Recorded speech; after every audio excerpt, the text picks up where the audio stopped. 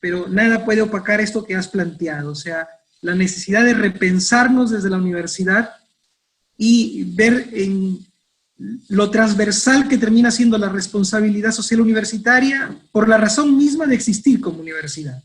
Pero también nos quedamos con una inquietud, digo inquietud y reto, porque de este primer momento ya no son los aprendizajes basados en problemas, sino que eh, has planteado el tema del aprendizaje basado en los desafíos, y los desafíos tienen diversas categorías cuando hablamos de desarrollo.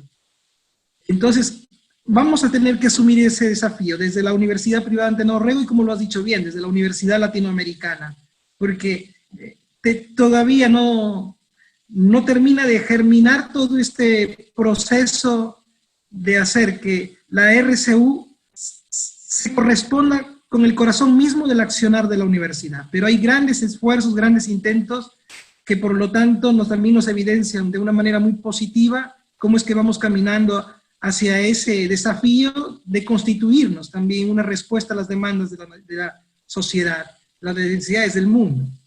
En este primer momento, François, vamos a dar paso al doctor Julio Chan Lang, vicerrector académico de la Universidad Privada de Noruega, y posteriormente a la doctora también Marisela Sánchez Abanto, quien ella es jefa de la oficina de calidad también de nuestra universidad. Muchas gracias, profesor Ñeque, jefe de responsabilidad social. Antes que nada, mis saludos y felicitaciones a François Vallée. Siempre es un gusto verlo y escucharlo. La verdad que el modelo de responsabilidad social universitaria que nos plantea la red que dirige François es muy interesante y muy pertinente.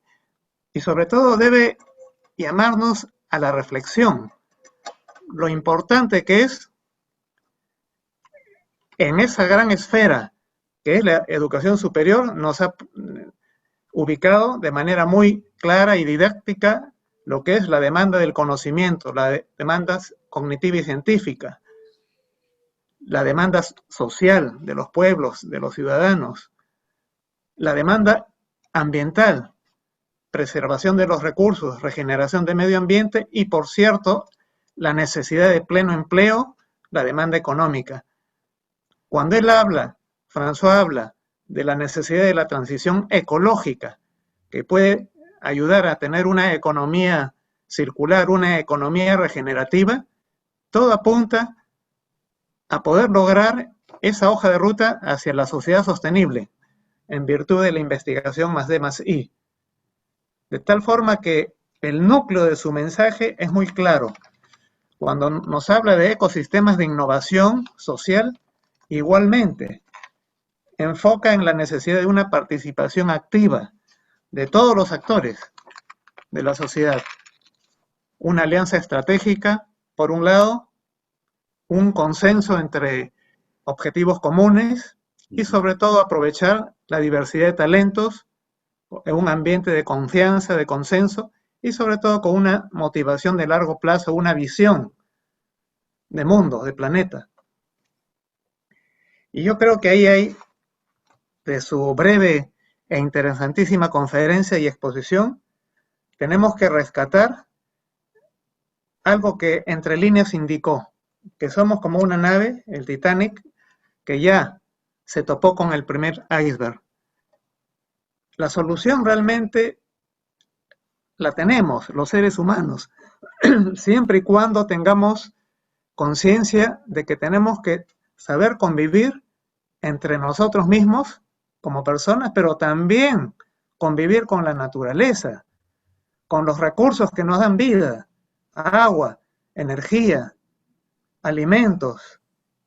Para ello necesitamos un gran contrato, ya no solo el gran contrato social que preconizaba el filósofo Rousseau, sino un contrato ambiental. Pero ¿quién es el interlocutor cuando, si quisiéramos firmar un contrato ambiental de respeto al medio ambiente? Sabemos que ya hay muchos esfuerzos de todas las naciones, 200 naciones, para arribar a acuerdos de no contaminación y de defensa del medio ambiente, y yo creo que el camino es difícil, pero se va avanzando. Y el primer camino, yo creo que el tema de las 3 S, universidad saludable, solidaria y sostenible, debe ser un mensaje de aliento para que en todas nuestras organizaciones promovamos ese gran cambio institucional de la organización hacia adentro, porque es la única manera, si adentro cambiamos, también paralelamente, como decía François, podríamos lograr esa transformación y promover esa gran alianza estratégica, ese gran contrato social, ese gran consenso. En nuestro país, por ejemplo, hay tareas pendientes del gran acuerdo nacional. Ahí hay un gran ámbito también de concertación, es decir, los espacios sociales de diálogo, negociación, solución de conflictos están presentes.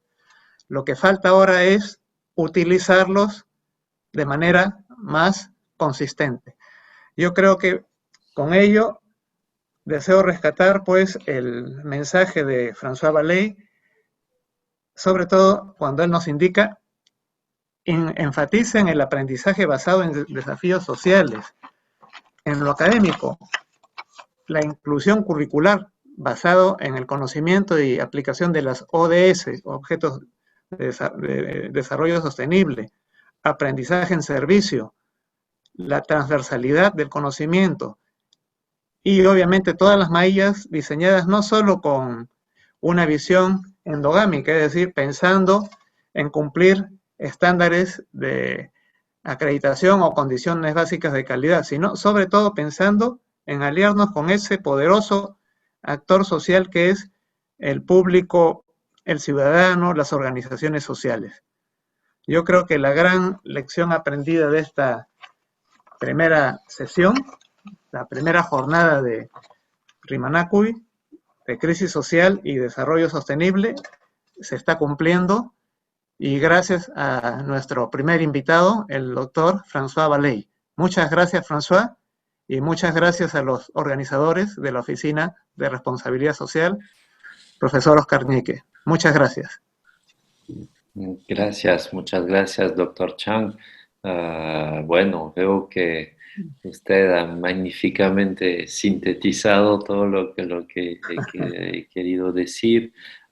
Solamente un aporte recordando al filósofo Michel Serres, que es el primero que habló del contrato natural, ¿no? Jean-Jacques Rousseau hablaba del contrato social y Michel Serres hizo todo un libro muy interesante sobre el contrato natural y quién representa la naturaleza en la asamblea, ¿no? Nacional y mundial para firmar este contrato natural, pues son los científicos. Son los científicos de las universidades, porque son ellos que saben que este pequeño musgo blanco es en realidad muy importante para la vida y se le puede sacar provecho, ¿no? Cuidando de cultivarlos bien, etcétera, etcétera, etcétera, ¿no? Es el científico que nos dice que efectivamente el Padre Sol es nuestro Padre, ya que estamos hechos de átomos de carbono y que el único lugar donde se fabrican esos átomos de carbono es el Sol. Entonces estamos hechos de Sol, de átomos que han sido fabricados en el Sol. Entonces somos los hijos del Sol. Todo eso es gracias a la ciencia que podemos reencantar nuestra relación a la naturaleza. Pero no cualquier ciencia, no la ciencia que destruye, sino la ciencia responsable, que se hace en comunidad y que alegra. Gracias. Muchas gracias, François. Muchas gracias. Muchas gracias, doctor Chan. Muchas gracias. Damos pase a continuación a Marisela Sánchez. Adelante, Marisela. Gracias, Oscar. Buenas tardes con todos. Bueno, siempre un placer escucharte, François. Es muy grato y saber cómo va madurando la idea de responsabilidad social y asumiéndose en las universidades, de repente no con la celeridad que se esperara, ¿no? Pero que poco a poco se va entendiendo cuál es realmente el concepto base, ¿no? Yo voy a participar tal vez planteándote alguna reflexión o alguna pregunta. Más que como jefe de calidad, mi preocupación como profesora, que llevo a cargo pues un grupo de estudiantes, que tengo que formar, y más que formar, siguiendo tus propias palabras, transformar, para que aporten realmente en la solución de problemas que son vitales para una sana convivencia, para un mejor estilo de vida, ¿no? Condición de vida en la comunidad. Mira, en algunos casos las crisis traen siempre como consecuencia reflexiones y también innovaciones, como tú lo has dicho, ¿no? O debieran traer innovaciones. Aquí en nuestro país llevamos casi 5 meses desde que el gobierno decretara el estado de emergencia por este tema de la pandemia. Tiempo que se ha ido extendiendo, obviamente, como en otros países del mundo, de manera progresiva, a través de decretos, generalmente mensuales, ¿no? El motivo del estado de emergencia sanitaria en sí mismo resulta y debiera resultar ser una causa suficiente para unir esfuerzos con todos los colectivos sociales. Desde el gobierno, si vemos a nivel macro, ¿no? Y en su posición política, independientemente de cuál fuera, hasta la oposición que generalmente aquí en nuestro país siempre se ve a nivel de Congreso, ¿verdad? Del ente congresal. Si hablamos a nivel de región, desde el gobierno regional hasta los organismos vecinales, por ejemplo, ¿no? La sociedad civil en su conjunto. Y obviamente interna, o mejor dicho, intermediaria, de repente, la universidad también. No solamente mencionamos en el tema del impacto cognitivo, que debería estar generándose, ¿no? Para poder dar soluciones a las crisis, en este caso una crisis sanitaria de alto impacto. No solamente económico, sino en muchas dimensiones, ¿no? En toda la esfera social. Entonces, sin embargo, esto no ha sucedido en el país, no está sucediendo en nuestra región. No se está observando una intervención de la universidad que realmente sea visible y medible en cuanto a impacto. Esto ha llevado, y creo que eso sucede no solamente en nuestro país, sino en muchos lugares del mundo, ha llevado a la situación actual que nos encontramos en la lucha contra el COVID, que cada vez es más caótica, más crítica. Con el paso de los días, el gobierno ha ido acumulando medidas, por ejemplo, para protegerse, para contener el virus, confinamiento, distanciamiento, qué sé yo, una implementación de protocolos para autocuidarse, apelando a que todos sigamos esas normas, apelando a la ciudadanía, a su responsabilidad personal para cumplir con estas restricciones. Sin embargo, la pregunta reflexiva que hago es la siguiente, ¿no? ¿Cómo se puede apelar al cumplimiento de estas disposiciones en una población que en mayoría es indiferente ante su mundo? Indiferente ante lo que pueda pasarle al otro en términos de bienestar o enfermedad. Indiferente hasta con los más inmediatos, que son sus propios familiares. Y lamentablemente, el grupo etario más indiferente son los jóvenes. Los que en mayoría, bueno, son universitarios o han egresado de la universidad, ¿no? Y no es un problema, una conducta que se ve solo en repito, ¿no? En nuestro país. Entonces la reflexión viene desde ahí.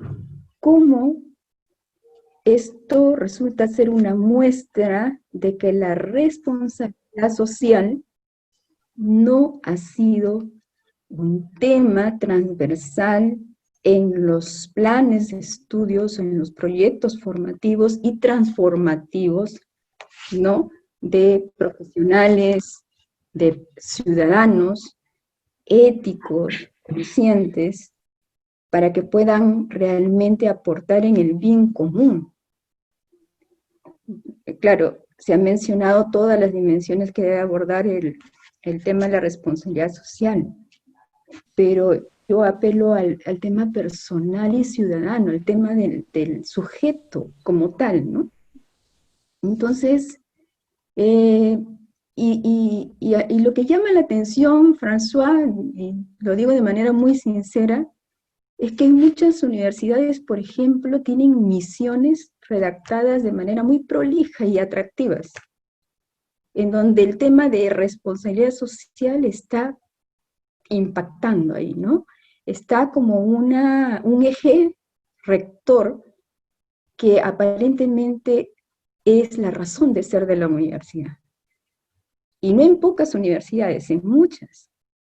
Entonces cabría reflexionar cuál es la importancia real de una misión.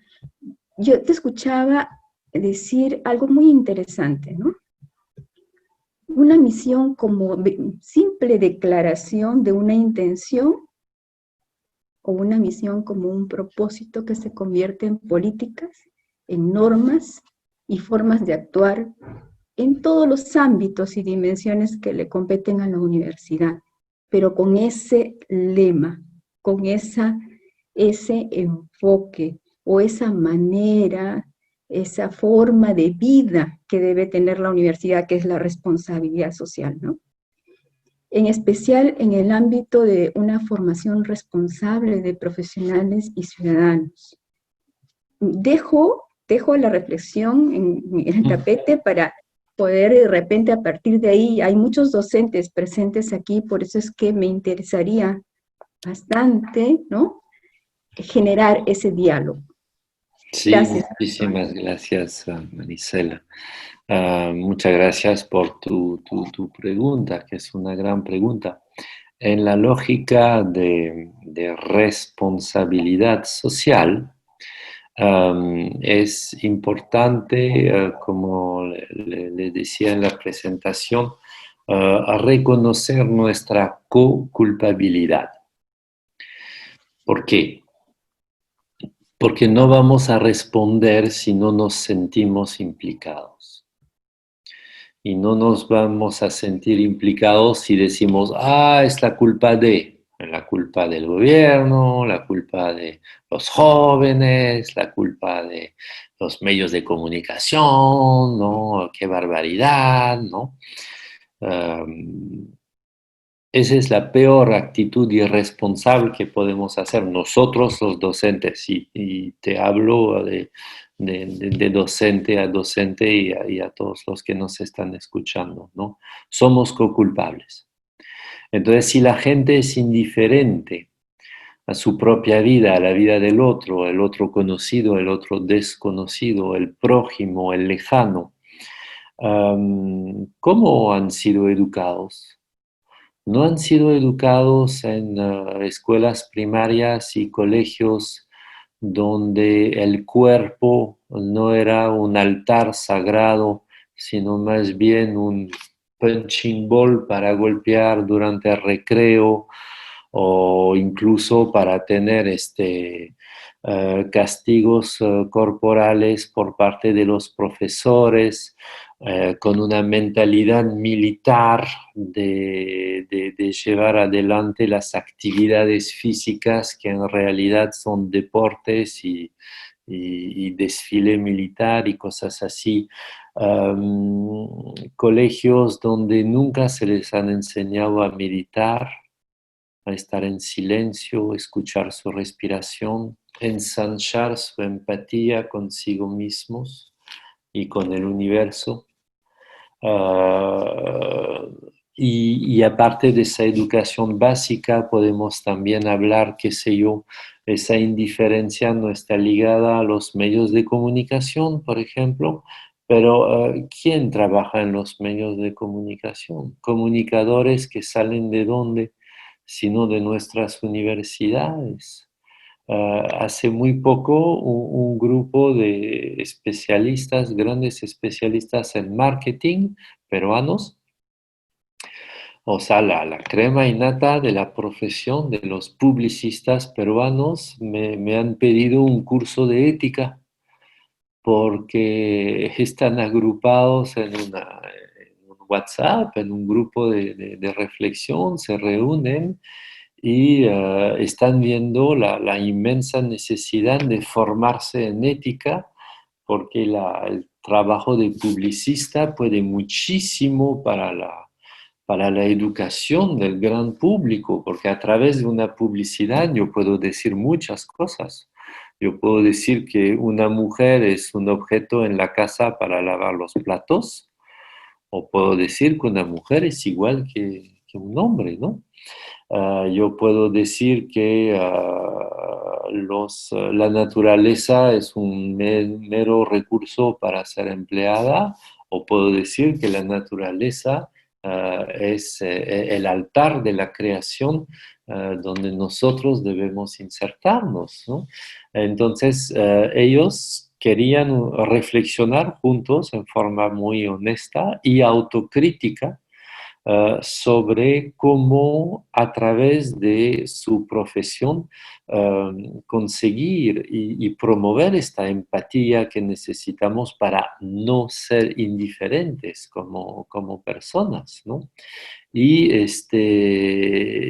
todas estas personas salen de universidades, de nuestras universidades, ¿no? Son comunicadores, son administradores de empresas de nuestras universidades, de nuestros MBAs, etcétera, etcétera. Pero ¿qué se enseña en nuestros MBAs también? ¿No, acaso no es el Return on Investment trimestral a toda costa? ¿Y cuáles sean las consecuencias? Externalizando todo lo que se puede externalizar. Ahí está la violencia estructural que conduce a la gente después a la indiferencia, porque finalmente han sido acostumbrados a eso y saben que si tú no le metes el carro al otro, el otro te va a meter el carro, entonces mételo primero porque, etcétera, etcétera, ¿no? Toda esa esa convivencia guerrera que tenemos a diario en la ciudad. Y ahí también somos coculpables. No son arquitectos, urbanistas, gerentes públicos que se encargan del diseño de la ciudad. Y entonces, ¿por qué un semáforo tan tonto en el cruce cuando podríamos poner un óvalo y regularlo, diseñarlo para que los carros puedan pasar, etcétera, etcétera? O sea, hay mil preguntas así, pero yo nos invito, y yo me incluyo ahí, yo sé que es difícil, cada vez que vemos un problema en la sociedad, decirnos, no he trabajado bien. ¿No? Yo creo que es la mejor manera para, sin flagelarnos y obviamente cargar con toda la culpa del mundo, es una co-culpabilidad. Somos muchos actores co-culpables. Pero hay que sentirse co-culpable para después sentirse motivados a redimir esta situación. Y hay, Dios mío, mucho por hacer, mucho por hacer. Y sin embargo, en el fondo de la cultura peruana encontramos la ternura, encontramos el cariño, encontramos el ayllu, el aini, el munay, liancay, yachay. Encontramos al danzante de tijeras que sabe bailar despacito sobre la tierra salpicada cantando sobre Caipacha para recordar a Ujupacha de despertar hacia Janajpacha. O sea, las culturas peruanas están llenas de cariño. Cariño hacia sí mismo, hacia el otro. La meditación de la chacana, por ejemplo, que ya nadie conoce, poquísimos conocen.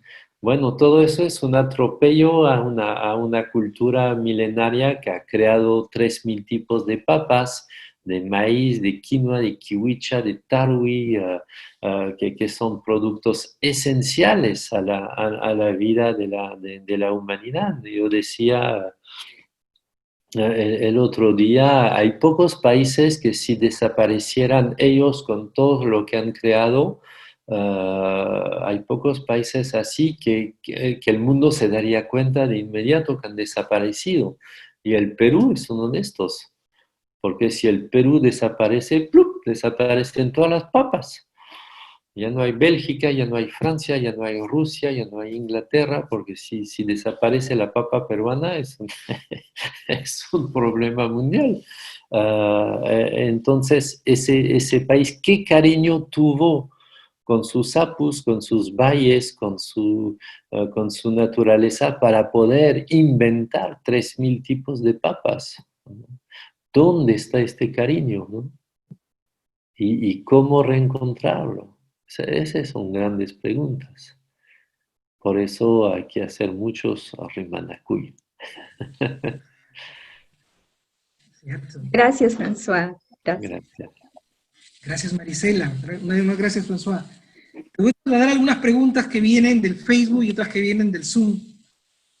Algunas tienen un carácter filosófico. Por ejemplo, Jan Zapata plantea una interrogante basada en una investigación que él está haciendo y sostiene que conceptos como lo de responsabilidad social se sostienen en presupuestos filosóficos del racionalismo, pero sostiene Zapata que los principios éticos racionalistas se suponen en sí mismos hasta ajenos al bien del hombre y de la consideración de la naturaleza humana.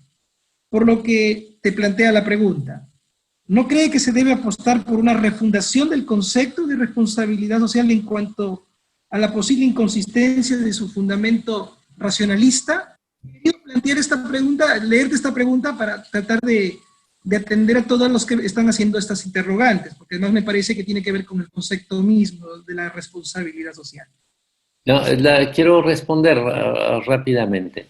El concepto de responsabilidad social es el concepto de nuestra responsabilidad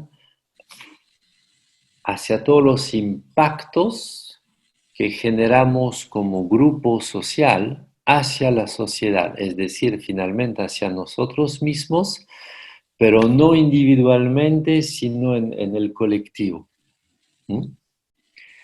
Y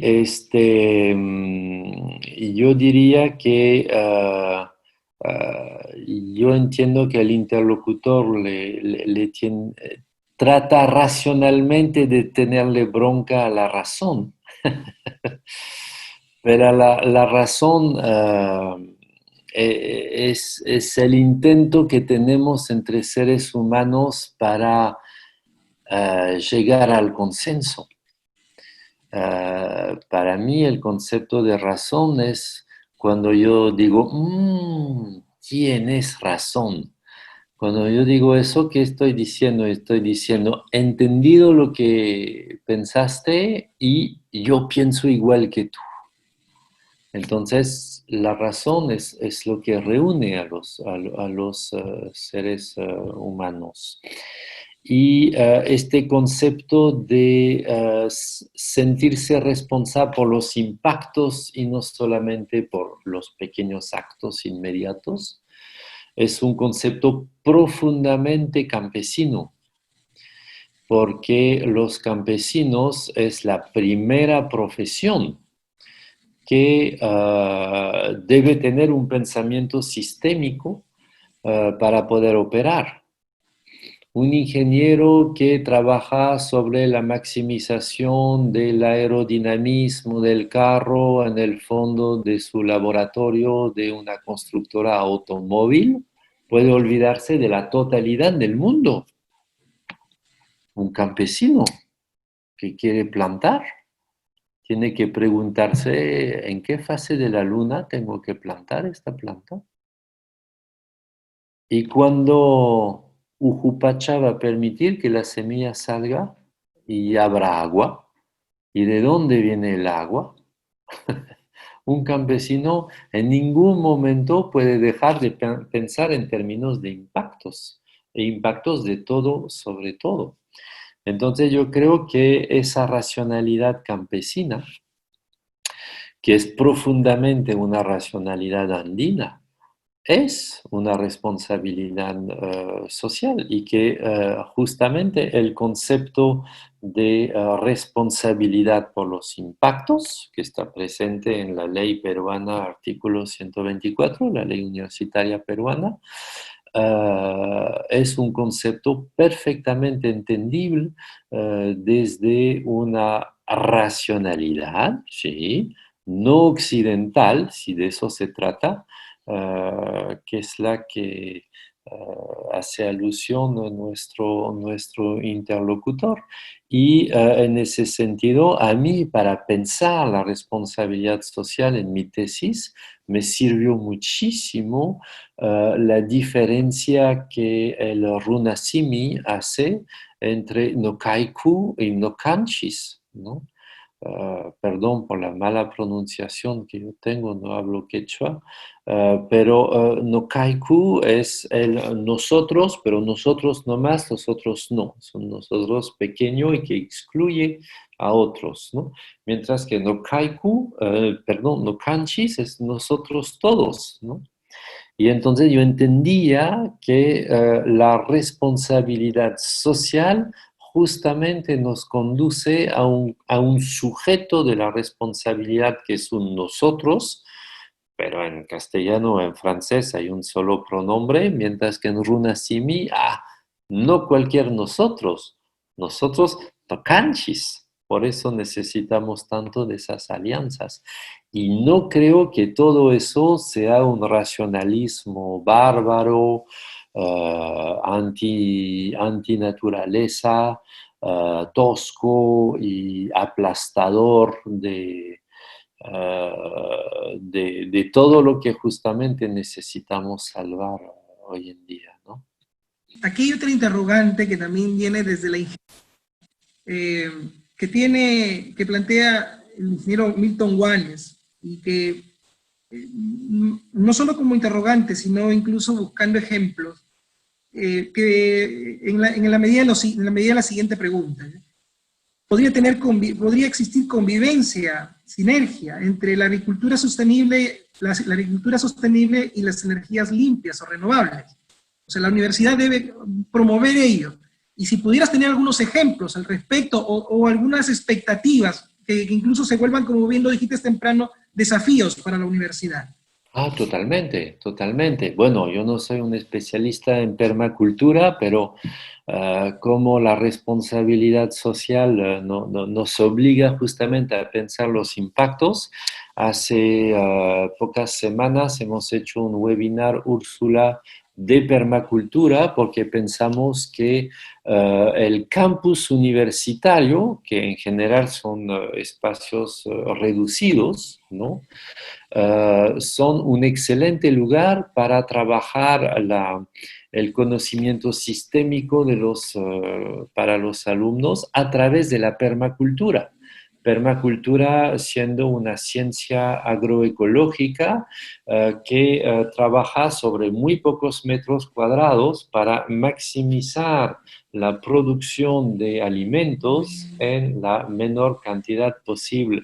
de terreno, haciendo funcionar las plantas unas con las otras para que se vayan protegiendo, dando calor, dando agua, brindando minerales y alimentación entre ellas, ¿no?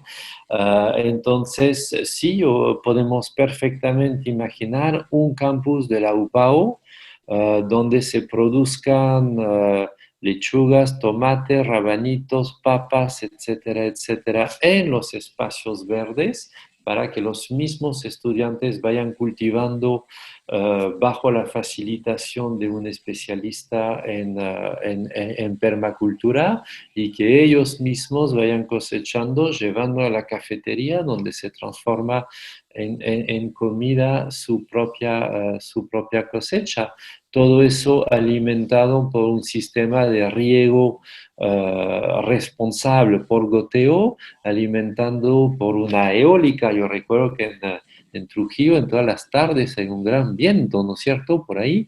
Entonces, bueno, ¿por qué no usar energía eólica y obviamente energía solar para activar las bombas de goteo?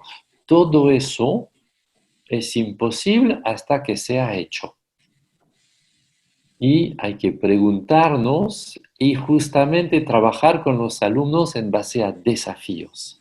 Lo genial de la era Internet es que si yo no sé nada de permacultura, me meto en Internet 2 días y voy a ser un especialista en permacultura. Porque el conocimiento está, lo que no está es la sinergia de personas sensibles y empáticas para llevar el conocimiento hacia la innovación, hacia la solución de problemas. Entonces yo vería muy bien como Oscar, tú podrías decir a tus alumnos para el próximo semestre, ya, desafío. Vamos a hacer aprendizaje basado en desafío social. Al final del semestre yo quiero que ustedes cosechan, ¿no? Verduras y legumbres en el mismo campus gracias a energía limpia. Se las arreglan. ¿No? Entonces todos los alumnos deberían trabajar en grupo, dividirse el trabajo, ir a buscar expertos, ir a buscar profesionales, ver cómo hacen, obtener la autorización, aprenderían competencias de trabajo en grupo, competencias científicas, competencias de emprendedores, 1000 competencias aprenderían, ¿no? Bajo tu amenaza de mal profesor, ¿no? Que dice, si no veo lechuga al final del semestre, todos jalaos. ¡Ah! Y te aseguro que tendrías lechugas al final del semestre en el campus, ¿no? Con un riego responsable. Y eso es formación académica también, ¿no es cierto? Pienso de pronto en todas las lechugas, y mejor dicho, metafóricamente todas las formas que podrían tomar las lechugas para responder a los problemas que tiene la sociedad. Claro, ojo, las personas más afectadas por la COVID-19 son las personas que tienen desequilibrios en su salud. Sabemos hoy día que todos tenemos 2 kilos de microbiota en los intestinos, que son esos miles de millones de bacterias que están en equilibrio con nosotros y abastecen constantemente nuestro cuerpo de informaciones y ellas viven de lo que comemos, ¿no? Y sabemos también que para tener una microbiota feliz que nos mantiene en buen estado de salud, necesitamos trabajar las 3 V chicas, que son variedad, vegetales y verdadero. Es decir, la comida tiene que ser muy variada, con una base esencial de vegetales y sobre todo rechazar toda la comida chatarra ultra transformada que es muy dañina para nuestro cuerpo y comer la comida la menos transformada posible, es decir, la comida verdadera como comían todos nuestros antepasados, ¿no? Y esto se puede instalar en el mismo campus como medida de salud pública, como medida anti-COVID. Interesante. Mira, todo, va generándose toda una agenda, tanto para UPAO como para las Claro, universidades que para acompañan. eso Veo estamos. el saludo de una universidad ecuatoriana y también amigos del sur, también amigos de un movimiento Cruz Jaya, que a partir de una interrogante que ellos te plantean a través del Facebook, estamos sintetizando algunas preguntas también que hacen algunos amigos aquí a través del Zoom. Esa pregunta la sintetizo así. Hasta el próximo año, nuestras actividades, debido a la pandemia del COVID, se desarrollarán a través de plataformas virtuales. ¿Cuál sería su recomendación para que qué debiéramos hacer las universidades para generar impactos positivos desde la virtualidad? Complicado, pero no imposible. Primero, yo creo que cuando no puedes salir, bueno, edúcate. Entonces, desde la virtualidad se puede entrar en la más grande biblioteca del mundo, que está ahí en mi computadora, en tu computadora, porque Internet es la biblioteca más grande del mundo. Entonces yo creo que es un gran tiempo para formarse a sí mismo. Y que el mejor regalo en este momento que le puedo hacer al mundo es mi propia perfección. Entonces trabajar sobre sí mismo es muy importante. Segundo, no dejarse totalmente absorber por las pantallas, ¿no? Entonces, es el momento para tener una higiene de vida. Comer muchísimo menos carne, muy importante comer muchísimo menos carne. Tener más actividad física. Tiempos donde rechazo terminantemente la pantalla y decir, aquí no, de tal hora a tal hora no, hacer otras cosas. Es decir, yo creo que hay todo un trabajo personal que la pandemia nos invita a hacer, ¿no? Después, rediseñar las clases. Ahora, por primera vez, estoy teniendo un grupo WhatsApp con mis alumnos, cosa que yo nunca había hecho antes. Y a través del grupo WhatsApp les he pedido hacer videos y entonces estamos en vivo y directo viendo los videos de todos por el grupo. Es otra dinámica, ¿no? Y eso es muy bonito, ¿no? Entonces hay todo un trabajo interno de la universidad, interno sobre sí mismo e interno en nuestro Nokaiku de la universidad que debemos de trabajar. Es el tiempo para hacer planeación estratégica. Es el tiempo para hacer planeación estratégica, para ver qué vamos a hacer después y cómo lo vamos a hacer. Es el tiempo también para ser empáticos con nuestra población estudiantil, docente y administrativa que tiene problemas. Y es el momento de ser empático con todos los alumnos que vemos que no tenían computadora en casa o la tienen que compartir entre 6 o no tienen un lugar para aislarse para trabajar o no tienen acceso a internet, etcétera, etcétera.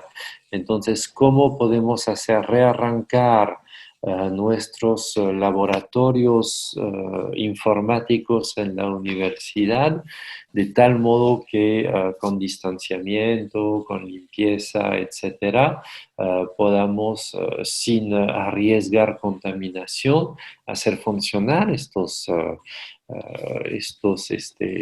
computadoras, ¿no? ¿Cómo podemos aliarnos con una universidad en Francia, España o Alemania para que cuando ellos duermen, porque ahora va a ser casi la medianoche para mí, ¿no? El Perú pueda trabajar con sus computadoras de ellos, ¿no? Y viceversa, ¿no? Entonces hay todo un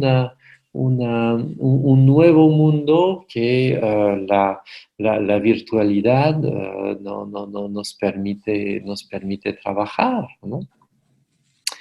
Entonces es por ahí creo que va, ¿no?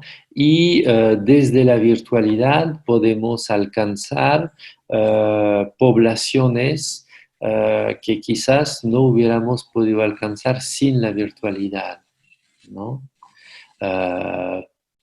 Qué sé yo, presos, gente que están en lugares muy remotos, pero que podemos, qué sé yo, mediante celulares, corresponder con ellos, etcétera. Hay que reflexionar e inventar. Yo no tengo, obviamente, ninguna respuesta más inteligente que la que cualquiera de nosotros podamos inventar, pero a nueva situación, nueva innovación, ¿no? Hay algunas preguntas, vamos a dejar una última.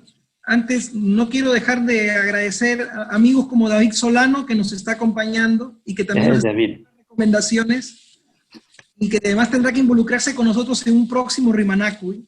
También agradecer a Fabiola García, que está desde México acompañándonos. Desde la Michoacana en México. Desde la Michoacán de México, y también amigos de Ecuador, también amigos de Huancayo, que son los amigos que están mandándote saludos también a través de los amigos de la Universidad de Huancayo. Y sí. Esta última pregunta que te planteo, en nombre de ellos, que además viene de través de Marcelo Almeida, Marcelo Almeida, sí, de Ecuador. Sí, sí, y voy a tratar de sintetizarla. Marcelo plantea todo un escenario crítico respecto al capitalismo, y la pregunta que nos hace es, ¿hay esperanza para que en el marco del capitalismo globalizado el mundo pueda concretar cambios de sustentabilidad y de impulso de los objetivos sustentables, de los ODS?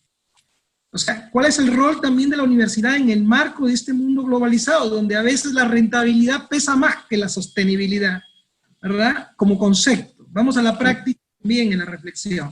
Te dejo en el uso de la palabra, François. Sí, bueno, estamos en el Titanic.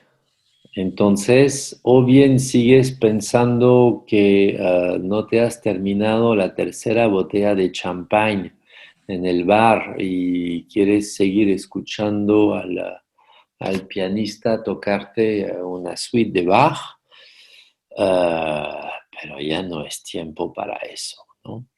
Y entonces, capitalista o no capitalista, obviamente el fracaso de un modelo económico basado en la competencia de todos contra todos, externalizando todos los problemas para los demás, para yo solamente quedarme con las ganancias, este modelo ya ha llegado a su fin, ¿no?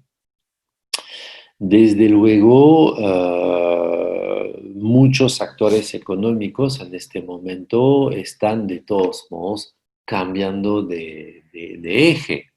Yo no tengo mucha ilusión, yo no soy un Teletubby, ¿no? Yo no pienso que el mundo es todo rosadito y que todos han entendido y que todos se van a portar bien. Pero nosotros lo debemos esperar y debemos convencer. Y obviamente en un mundo capitalista el mejor convencimiento es un convencimiento a través del interés, ¿no? Mostrar que las nuevas soluciones de la agroecología son más interesantes que el monocultivo destructor, por ejemplo, ¿no? Entonces, eso ya se ha hecho, se ha comprobado que la agroecología es más rentable que el monocultivo industrial. Ahí está, ¿no?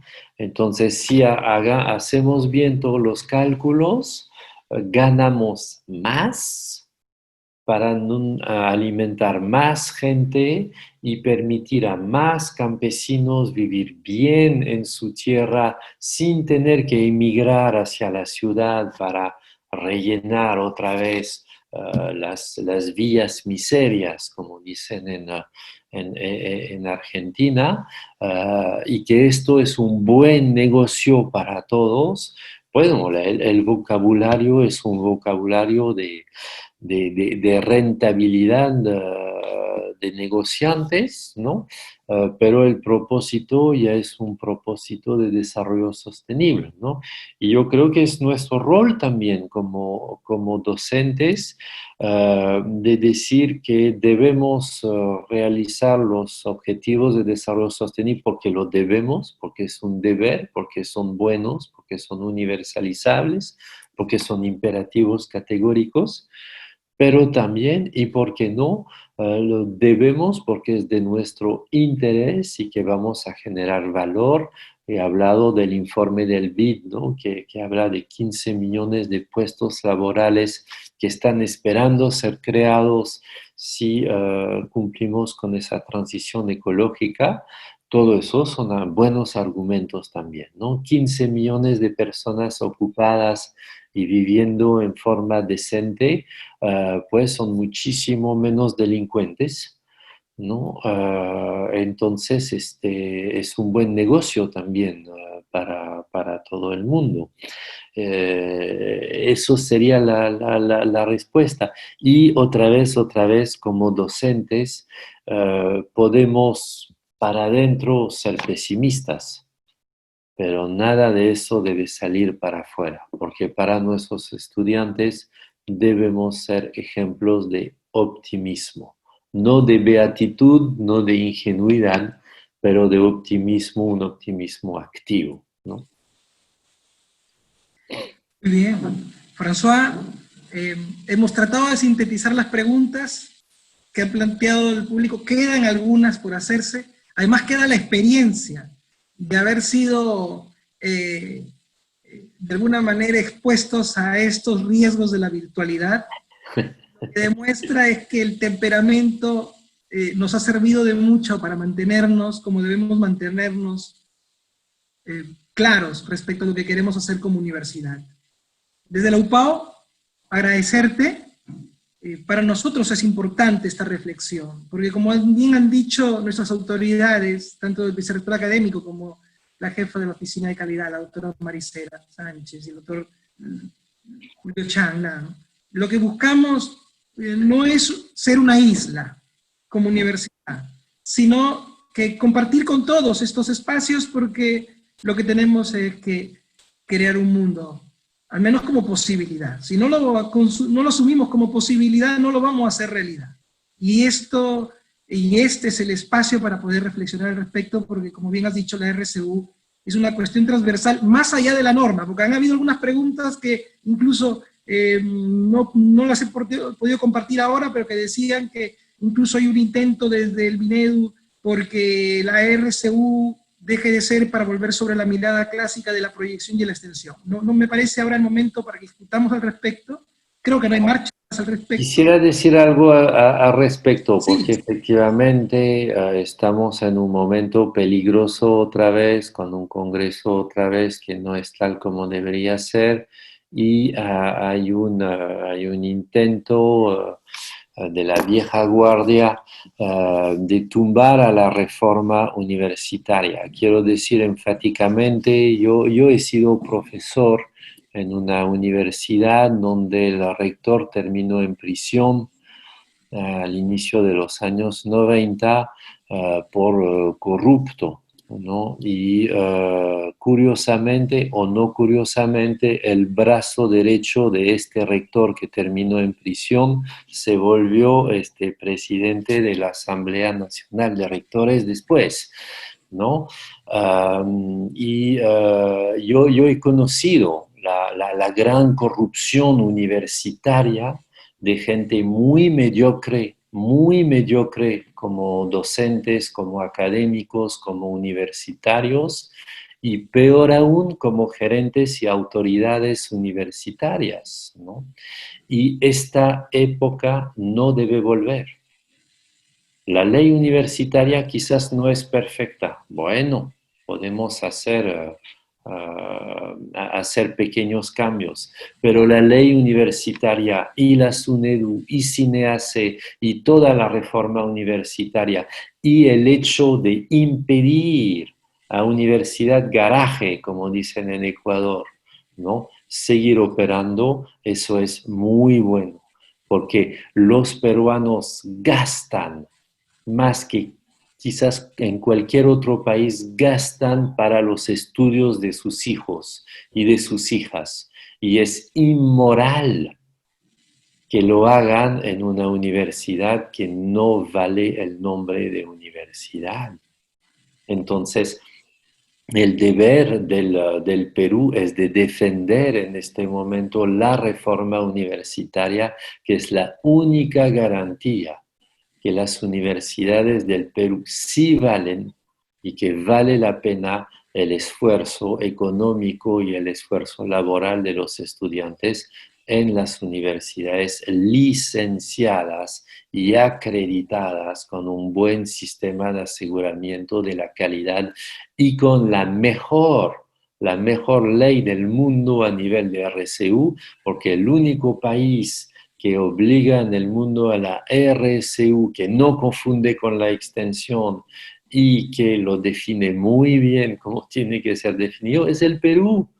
Y es una ley que nos envidian en los otros países, ¿no? Entonces, pongámonos fuerte para defender la reforma universitaria. He escuchado al presidente Vizcarra, dice que la reforma sí va y nadie va a hacer ningún chantaje, y me parece muy bien, ¿no? Y yo creo que es un deber de todos nosotros de comprometernos, como estoy haciendo ahora, con esa gran idea de una universidad moderna peruana, lejos de todo el turbio momento de la Asamblea Nacional de Rectores y cómo estaba gobernada y que no trajo nada bien al Perú, y esa gente no debe volver al mando de las universidades peruanas. Gracias. François, bueno, una posición bastante clara, como decía, debe haber un momento específico para siempre volver a pensar sobre esta reforma. Agradecerte, responder al saludo que viene desde la Universidad Nacional Autónoma de Tayacaja, en Huancavelica, que se cruce con la carretera central que luego nos lleva hasta Ayacucho, esta Tayacaja que es tan significativa también. Recuerdo algunos recorridos por esas zonas. Agradecerte, François, agradecerte al doctor Julio, agradecer al doctor Julio Chanlán, a Marisela Sánchez, a todos los colegas, amigos, decanos, directores que nos han acompañado, profesores, tanto a través del Zoom como del Facebook, y a los que desde otros lugares de este continente también nos han acompañado. Gracias de corazón. Sabes que desde aquí, desde esta parte de Trujillo, recibes nuestro saludo final. Y desde aquí nuestro compromiso, ahí está nuestra jefa de calidad, nuestro vicerrector académico, nuestra rectora, de querer ser una universidad que realmente responda a lo que el Perú se merece como desarrollo y como dignidad. Gracias, François, y gracias a todos. Que Dios los bendiga. Gracias. Un abrazo, François. Gracias, muchas gracias. Nos estamos volviendo a comunicar. Muchas gracias. Permiso. Gracias.